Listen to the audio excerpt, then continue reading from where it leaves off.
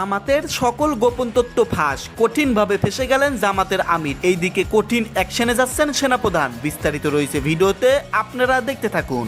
আজহারি কথা বলেছেন ক্ষমতাচ্যুত আওয়ামী লীগ নিয়ে, জানিয়েছেন আওয়ামী লীগ থাকলে তিনিও কিভাবে রাজাকার হয়ে যেতেন। জামাতের ব্যাপারে অনেকে আলোচনা করেছেন যে চরমনাইয়ে জামাতের আমির গিয়েছেন। আসলে জামাতের আমির চরমনাইয়ে গিয়েছিলেন অফিসিয়াল ভাবে নয়। সমন্বয় একটা কাদের টিম, বিএনপির নাকি জামাতের? আপনি দেখবেন যে মোটামুটি 70-80% মানুষ বলবে যে সমন্বয় একটা জামাতের বি টিম। ইভেন এই টোটাল আন্দোলন, টোটাল জুলাই অভ্যুত্থানের মূল মাস্টারমাইন্ড হচ্ছে জামাত।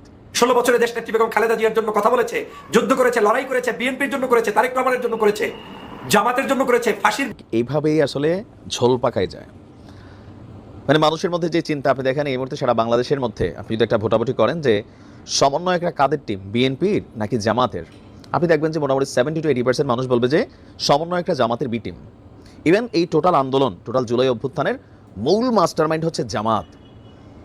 জামাত কেন? কারণ যখন আমরা এই সমন্বয়কদেরকে দেখছি, বিশেষ করে যখন আসিফ নাহিদরা জেলে ছিল ডিবি অফিসে, এই আন্দোলনটাকে চালাইছে কে?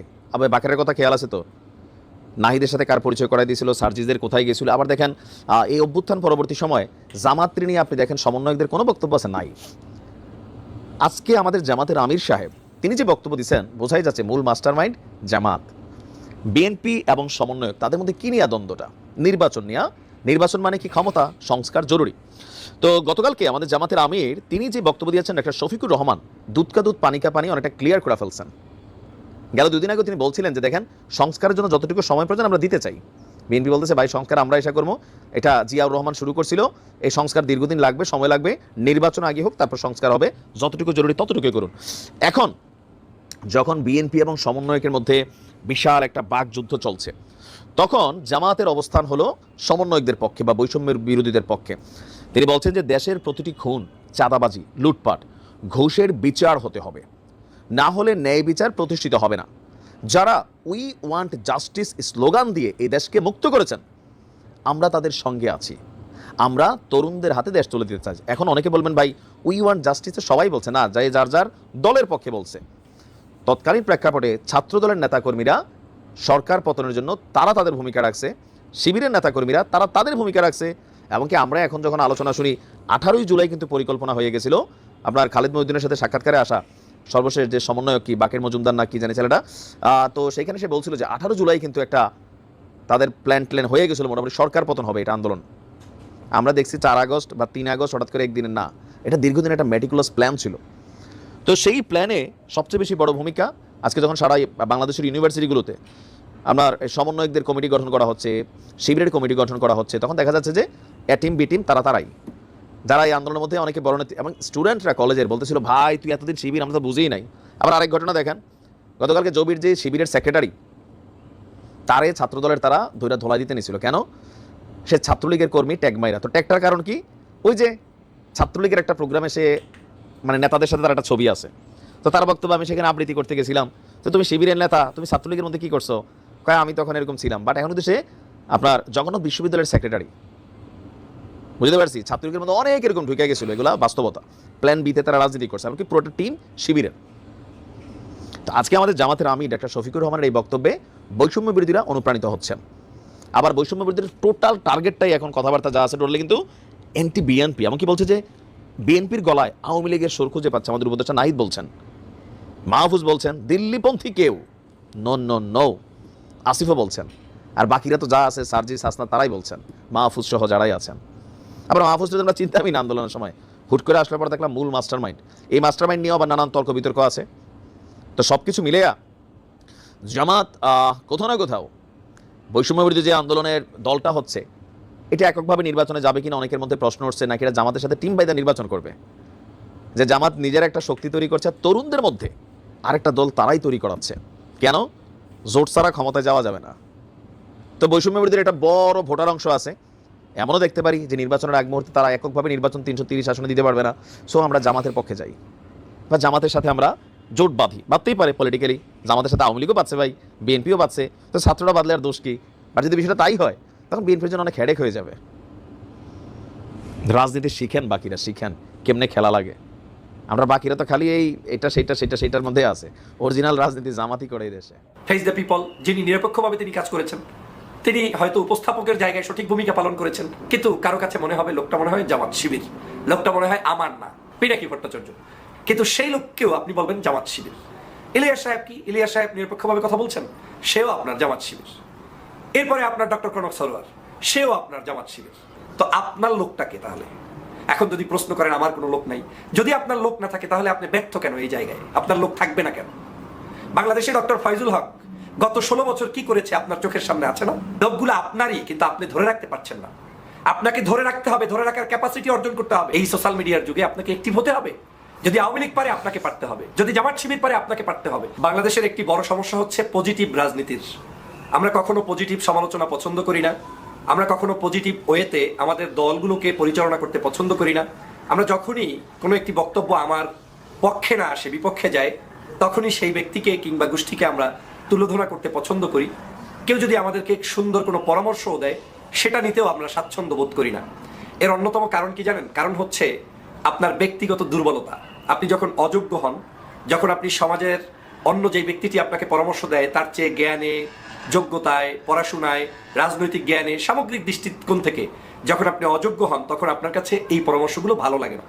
পৃথিবীর কোনো রাষ্ট্রই সফল হয় না যারা পরামর্শ কিংবা পরামর্শগুলো অ্যাকসেপ্ট না করে, কিংবা যাদের কোনো রিসার্চ বেসড ওয়ার্ক নাই, যারা সমাজের আমার বিরুদ্ধে কি হচ্ছে, পক্ষে কি হচ্ছে এটা নিয়ে অ্যানালাইসিস করে না, তারা কখনোই সফল হয় না। বাংলাদেশের প্রেক্ষাপটে রাজনীতিতে একটু ব্যতিক্রম এজন্য বিশেষ করে আপনি দেখবেন নেতারা যারা বড় হয়ে ওঠে, এই নেতাদের পিছনে কিছু মানুষ তৈরি হয় যাদের উদ্দেশ্য থাকে তার পুঁজিপাটটা বৃদ্ধি করা। মানে এক বাক্যে যদি টেন্ডারবাজি, চাঁদাবাজি, সন্ত্রাসী, অপকর্ম এগুলোতে সাপোর্ট দিবে আমার বস, আর আমি তার পিছনে তাকে আবার বেকআপ দিব। এই যে একটি বর্জুয়া রাজনৈতিক কালচার গড়ে উঠেছে, এই জায়গা থেকে বর্তমান প্রজন্মের তরুণরা বের হয়ে আসতে চায়। আর যখন তারা বের হয়ে আসতে চায়, তখন তারা মুক্ত কথা বলতে চায়, মুক্ত স্বাধীনতা চায়, অভ্যাসের পরিবর্তন চায়, রাজনৈতিক স্ট্রাকচারের পরিবর্তন চায়, ভোটের পরিবর্তন চায়, সিস্টেমের পরিবর্তন চায়।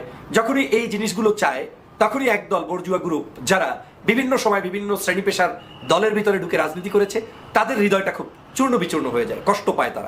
তারা পজিটিভ রাজনীতি অ্যাকসেপ্ট করতে বা অ্যাডজাস্ট করতে তারা কুণ্ঠাবোধ করে। কিন্তু এই কুণ্ঠাবোধের যে কত বড় ফ্যাক্ট তৈরি হচ্ছে, কত বড় বিশাল সমস্যা আগামী দিনে তৈরি হবে, সে ব্যাপারে তাদের কোনো ধারণা নাই।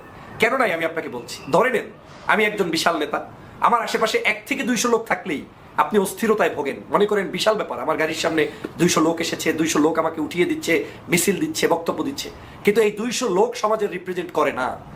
এই 200 লোকের পিছনে আমার ইউনিটের, আমার জায়গায় আরো 2 লক্ষ 5 লক্ষ মানুষ অবস্থান করছে, যারা আমার অন্য বিভিন্ন ইস্যুতে বিরক্ত বোধ হয়ে তারা ক্ষিপ্ত হয়ে বসে আছে। আপনি যখন 200 লোককে নিয়ে ঘুরবেন, তখন আপনার কাছে ফেসবুকের জরিপ ভালো লাগবে না, ইউটিউবের জরিপ ভালো লাগবে না, শিক্ষাবিদের কোনো মন্তব্য ভালো লাগবে না, রাজনৈতিক শিষ্টাচার যে পরিবর্তন হচ্ছে সেটা শুনলে ভালো লাগবে না। আপনি বলবেন আমার তো অনেক কিছু আছে। এই অনেক কিছুর মধ্যে আবার এগুলো কি? এই যে অবহেলার পর অবহেলা, যুগের সাথে অ্যাডাপ্ট না করা, এটা একটা দলকে, একটা দেশকে, একটা ব্যক্তিকে, একটা লিডারকে ধ্বংস করে দেয়। আমরা বাংলাদেশের প্রেক্ষাপটে এই সাম্প্রতিক সময়ে আমি দেখেছি, আমার খুব, যদিও আমি সবারই যে ভক্ত এমনটা না, বা সবারই যে আমি একেবারে খুব কাছের মানুষ এমনটা না, আমার সাথে কোনোদিন দেখা হয়নি অনেক মানুষের, আমার সাথে কোনো জোট নাই, ফোনেও কথা হয় নাই, আমি ওপেনলি বলতে পারি। যেমন বাংলাদেশের জন্য যারা কাজ করেন, বিগত 16 বছর পর্যন্ত এই দেশের মাফিয়া চক্র থেকে দেশকে বাঁচানোর জন্য লড়াই করেছেন, সংগ্রাম করেছেন, বাংলাদেশের বহু ইউটিউবে কন্টেন্ট ক্রিয়েট করে রাজনৈতিক বিশ্লেষক এবং অনলাইন অ্যাক্টিভিস্ট হিসাবে সুনাম সুখ্যাতি অর্জন করেছেন। তার মধ্যে উল্লেখযোগ্য আপনি জানেন ফেস দ্য পিপল, যিনি নিরপেক্ষভাবে তিনি কাজ করেছেন, তিনি হয়তো উপস্থাপকের জায়গায় সঠিক ভূমিকা পালন করেছেন, কিন্তু তিনিও আওয়ামী ফ্যাসিস্টের বিরুদ্ধে সর্বশেষ যে খুন হয়েছে, তারা যে মানুষদেরকে হত্যা করেছে তার বিরুদ্ধে চরম প্রতিবাদ করেছে, যেটা আর কোনো চ্যানেল করে নাই। এই লোকটা কিন্তু কোনো দলকে সামনে এনে প্রতিবাদ করে নাই, তিনি করেছেন দেশকে সামনে রেখে দলের ব্যানার বাদ দিয়ে সম্পূর্ণ নিউট্রাল জায়গা থেকে ফ্যাসিবাদের দোসরদের বিরুদ্ধে মুখ উন্মোচন করে কথা বলেছেন। কিন্তু কারো কাছে মনে হবে লোকটা মনে হয় জামাত শিবির, লোকটা মনে হয় আমার না। নাম্বার 1, আমাদের বাংলাদেশের অনেক জনপ্রিয় একজন ব্যক্তিত্ব, যদিও আমার সাথে সকল আদর্শিক জায়গায় এক নাও হতে পারে, কিন্তু তাও আমি রেসপেক্ট করি এজন্য যে এক হওয়াটা তো সৌজন্যতা না। আমি মতের ভিন্ন থাকবো, সে মতের ভিন্ন থাকবে, এটাই তো সৌজন্যতা। গণতন্ত্রের এটাই তো স্পেস হওয়া উচিত। আমি একটা কথা বলবো, সে অ্যাকসেপ্ট করবে, সে একটা আমার সমালোচনা করবে, আমি অ্যাকসেপ্ট করবো, এটাই সৌন্দর্যতা। পিনাকি ভট্টাচার্য, এই ভদ্র মহোদয়ের লক্ষ কোটি ভক্ত লোক আছে, কিন্তু এই ভক্ত লোকগুলো নিশ্চয়ই কোনো একটা দলের না, অনেক দলগুলোর মিশ্রিত লোক। না হয় মানুষ আওয়ামী লীগের লোক কিভাবে বলে গতকালকের এই লোকটা আমার বিরুদ্ধে কথা বলেছে, দ্যাট মিনস সে তার ভিডিও দেখেছে। না হয় বিএনপি কিভাবে বলে আমার বিরুদ্ধে বলেছে, তার মানে বিএনপির লোকেরা দেখেছে। তাহলে জামাত কিভাবে বলে যে আমার বিরুদ্ধে কিংবা পক্ষে বলেছে, তার মানে তারা ভিডিও দেখেছে। এই ভদ্রলোকের ভিডিও যারা দেখে কম বেশি মিক্স পিপলই দেখে, কিন্তু বাংলাদেশের ওই যে গরম ভাতে বিলই বেজারের মতো অবস্থা, যখন কোনো সত্য বা বুঝাতে চায়, ভালো কিছু বলতে চায় বা চেষ্টা করে যে সবাই মিলে এটা করা উচিত, হয়তো চেষ্টার ধরন ভিন্ন হোক না, সমালোচনা থাকবেই, কিন্তু সেই লোককেও আপনি বলবেন জামাত শিবির। ইলিয়াস সাহেব বাংলাদেশের একজন তরুণ সাংবাদিক, বিপ্লবী ব্যক্তিত্ব, বিশ্বের মধ্যে একত্রে 8 লাখ লোক ভিউ হয় এই ইউটিউব চ্যানেলে, বাংলাদেশে বিশেষ করে। আমার এর আগে কখনো দেখি নাই যেটা ইলিয়াস সাহেবের চ্যানেল থেকে হয়েছে। কয়েকদিন আগে আপনারা দেখেছেন। ইলিয়াস সাহেব কি? ইলিয়াস সাহেব নিরপেক্ষভাবে কথা বলছেন, সেও আপনার জামাত শিবির। এরপরে আপনার ডক্টর কনক সরোয়ার, সেও আপনার জামাত শিবির। তিনিও তো কথা বলেন, তিনিও উপস্থাপনা করেন। এরকম করে আমি যদি এরকম আরো বহু মানুষের নাম বলতে চাই, লম্বা হতেই থাকবে। তো আপনার লোকটাকে তাহলে এখন যদি প্রশ্ন করেন, আমার কোনো লোক নাই, যদি আপনার লোক না থাকে তাহলে আপনি ব্যর্থ কেন এই জায়গায়? আপনার লোক থাকবে না কেন? বাংলাদেশে ডক্টর ফয়জুল হক গত 16 বছর কি করেছে আপনার চোখের সামনে আছে না? 16 বছরে দেশ নেত্রী বেগম খালেদা জিয়ার জন্য কথা বলেছে, যুদ্ধ করেছে, লড়াই করেছে, বিএনপির জন্য করেছে, তারেক রহমানের জন্য করেছে, জামাতের জন্য করেছে, ফাঁসির বিরুদ্ধে লড়াই করেছে। সকল ফাঁসি যাদেরকে দিয়েছে, অন্যায়ভাবে দিয়েছে, সেটা আমি বলেছি। আল্লামা মামরুল সাহেবের পক্ষে কথা বলেছে। চরমনায়ের পীরের দাঁত ভাঙার সময় আমি প্রতিবাদ করেছি। সামষ্টিক সমগ্র মানুষের প্রতিবাদ করে ভালোবাসায় সিক্ত হলাম, সবার সাথে সম্পর্ক। সে লোকটাও আপনার দৃষ্টিতে জামাত শিবির। তাহলে বাংলাদেশের লোকটাকে, যে লোক আপনার 5 জনের নাম বলে আপনি তাদেরকে বাংলাদেশের জনগণ অ্যাকসেপ্ট করে, গ্রহণ করে, এরকম 5 জন লোকের নাম বলেন যারা গ্রহণযোগ্য ব্যক্তি। তাহলে দৃষ্টিভঙ্গির পরিবর্তন করতে হবে। প্রথম কথা হচ্ছে লোকগুলো আপনারই, কিন্তু আপনি ধরে রাখতে পারছেন না। আপনাকে ধরে রাখতে হবে, ধরে রাখার ক্যাপাসিটি অর্জন করতে হবে। সবার ক্ষেত্রে আপনার মধ্যে ভীতি আসলে হবে না। যাকেই দেখবেন তাকেই আপনার জামাত শিবির। আমি কয়েকদিন আগে একটা ভিডিওতে বলেছিলাম যে আমাদের আস্থার অভাব, এই আস্থা তৈরি করতে হবে। সবাইকে শত্রু ভাবলে হবে না। আপনি সবাইকে যদি মনে করেন যে বেশ ভালো কথা, সবাই তাদের লোক, তা আমার আপনার লোকটা কোথায়? তারা কেন তৈরি হচ্ছে না? আর আপনার একটা অভ্যাসের পরিবর্তন এরকম করতে হবে, জাতীয় ইস্যুতে, দেশের ইস্যুতে সবাই যদি জামাত শিবির হয়েও আপনার পক্ষে 10টা বক্তব্য দেয়, ইউ শুড অ্যাকসেপ্ট ইট, এবং তাকে আপনি অ্যাকোমোডেট করার, তাকে আপনি ক্যারি করার ক্ষমতা, যোগ্যতা রাখতে হবে। এবং এটাই যুব সমাজের চাহিদা। এই সমাজে কেউ কারো ল্যাংটা ধরে বসে থাকে না, আপনার পিছন ধরে বসে থাকে না। প্রত্যেকেই যার যার অ্যাকনোলেজমেন্ট চায়, স্বীকৃতি চায়। বাংলাদেশের যারা রাজনীতি করছেন, করবেন, আপনাদের সেই অভ্যাস গড়তে হবে। আমরা যখন ইউটিউবে, অনলাইনে, কোনো জায়গায় একটা সোশ্যাল মিডিয়ায় কোনো পোস্ট করি, কার পক্ষে কত %? আওয়ামী লীগের লোকেরাও দেখা যায় যে আপনার পেজে এসে তারা ভোট দিয়ে প্রমোট করে তার সমর্থন বৃদ্ধি করে যায়। আপনি ভোটও দিবেন না, আদৌ ভোট দিবেন কি? আপনার হাতে স্মার্টফোনটা আছে কিনা আমার সন্দেহ, বা আপনি ফেসবুকে সেটা নিয়ে একজনকে দিচ্ছেন কিনা আমার সন্দেহ। আপনি অন্য কাজে এত ব্যস্ত থাকবেন কেন? এই সোশ্যাল মিডিয়ার যুগে আপনাকে অ্যাক্টিভ হতে হবে। যদি আওয়ামী লীগ পারে, আপনাকে পারতে হবে। যদি জামাত শিবির পারে, আপনাকে পারতে হবে। এখন আপনি যখন পারবেন না, তখন দমন দশায় থেকে কারো উপরে ক্ষিপ্ত মনোভাব প্রকাশ করে দিয়ে আপনার বিজয় হবে না। বিজয় করতে হলে হৃদয় প্রশস্ত করতে হবে, মানুষগুলোকে কাছে টানতে হবে, মানুষগুলোর পরামর্শগুলো অ্যাকসেপ্ট করতে হবে। ওনারা যখন আপনাদের বিরুদ্ধে কিংবা পক্ষে কিছু বলবে, সেটাকে শোনার মানসিকতা এবং সেই অনুযায়ী পরিস্থিতি বিবেচনা করে সব কিছুতে সংস্কার আনতে হবে। আমি কেন বারবার বিএনপির ক্ষেত্রে স্পেশালি বলি যে তারেক রহমান এবং খালেদা জিয়ার থিম হচ্ছে বিএনপির থিম। তারা বারবার কিন্তু পজিটিভ রাজনীতির পক্ষে। যেমন দেখবেন ছাত্রদের বিরুদ্ধে কত সমালোচনা হয়। আজও দেখবেন তারেক রহমান সাহেবের একটা স্টেটমেন্ট, তিনি বলেছেন ছাত্র রাজনীতি করুক, আমরা সেটাকে সাধুবাদ জানাই। এভাবে করে বাংলাদেশের প্রত্যেকটি সমালোচনাকে তিনি অ্যাকসেপ্ট করেন। ভোটের রাজনীতিতে তিনি বলছেন জনগণের কাছে যেতে হবে, ক্ষমতায় নাও আসতে পারি, আমাদেরকে কাজ করতে হবে। দ্যাট মিনস তার এই যে বিশালতা, এটা আপনাকে ক্যারি করতে হবে। খালেদা জিয়ার মুখ থেকে কারো কোনো আলেমের বিরুদ্ধে, ইসলামের বিরুদ্ধে কথা নাই। আপনি একটু বলে শাস্তে গেলেন ছাত্র দল, শাস্তে গেলেন বিএনপি, এই সাজায় যে বিজয় নয়, এটা অনুধাবন করতে হবে। পরিশেষে বলতে চাই, আমরা এককভাবে শুধুমাত্র কারো দালালি কিংবা চাপাবাজি কিংবা কারো পিছন ধরে বসে থাকার জন্য জন্মগ্রহণ করি নাই। আমরা ফ্যাসিবাদের বিরুদ্ধে 16 বছর যেমন লড়াই করেছি, সংগ্রাম করেছি, সকল দুর্নীতি, অত্যাচার, অবিচার, জুলুম, ধর্ষণ, হত্যা, নির্যাতনের বিরুদ্ধে ভবিষ্যতেও কথা বলবো। সেটাকেও বন্ধ করতে পারবে না। আওয়ামী লীগের সময়ও ধর্মের পক্ষে, ইসলামের পক্ষে, মানবতার পক্ষে কথা বলেছি। বিএনপি আর জামাতার হেফাজত নাই। ভবিষ্যতে যারাই আসবে সে সময়ও, এমনকি ওই দল থেকে এমপি মন্ত্রী হলেও আমি আমার জায়গা থেকে এক পাও সরব না। সত্যের কথা বলেই যাব, বলতেই হবে। আসুন সত্য শিখি, সত্য জানি, সত্য বলতে উৎসাহ বোধ করি, সবাই মিলে